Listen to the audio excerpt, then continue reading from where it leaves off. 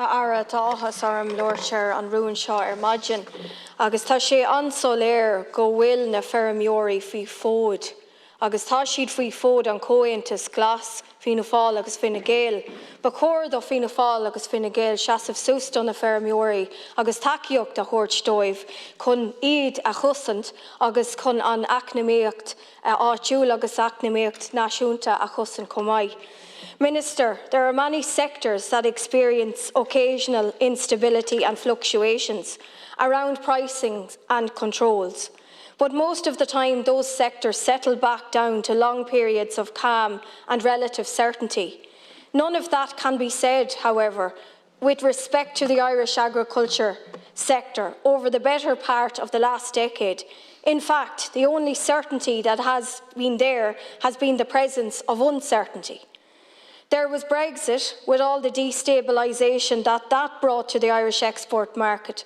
Then there was the Mercosur deal, which still threatens the importation of 99,000 tonnes of South American beef, which is inferior in quality and which will never match or surpass the standards of our Irish beef here.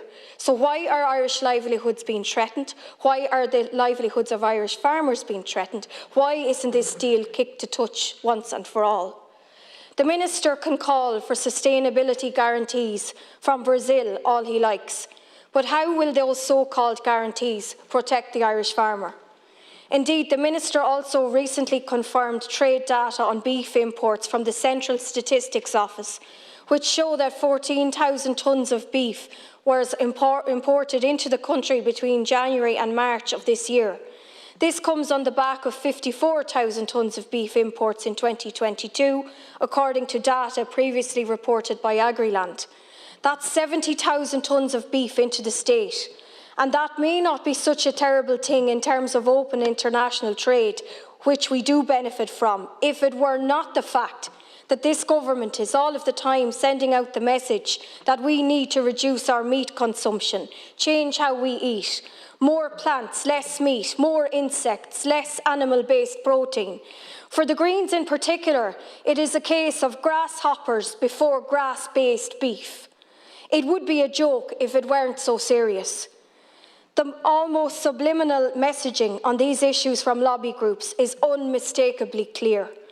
I have been calling for a definitive commitment from government that it will not impose any mandatory cuts to the national herd as part of its efforts to reduce agri-based emissions since 2021, when Mercosur emerged as the major threat. At that, it had emerged that Brazil's exporters predicted an estimated increase in the country's national livestock numbers of 24 million cows. And here we are contemplating a reduction of anything up to 200,000, which in relative terms compared to Brazil is likely to be far more damaging. It is time for the equivocation and the ambivalence to end. We need a definitive commitment from government that it will protect the economic interests of Irish farmers.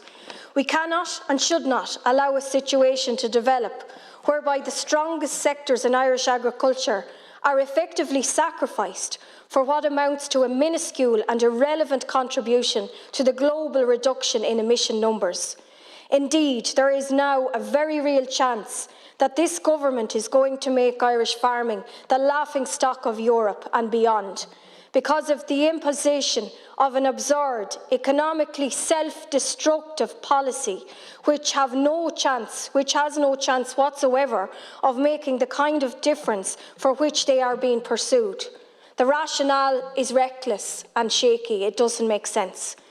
We have already seen that the negative prospects for beef farmers outlined in the government's own independent assessment of the economic, social, environmental and human rights impacts of the EU Mercosur trade agreement.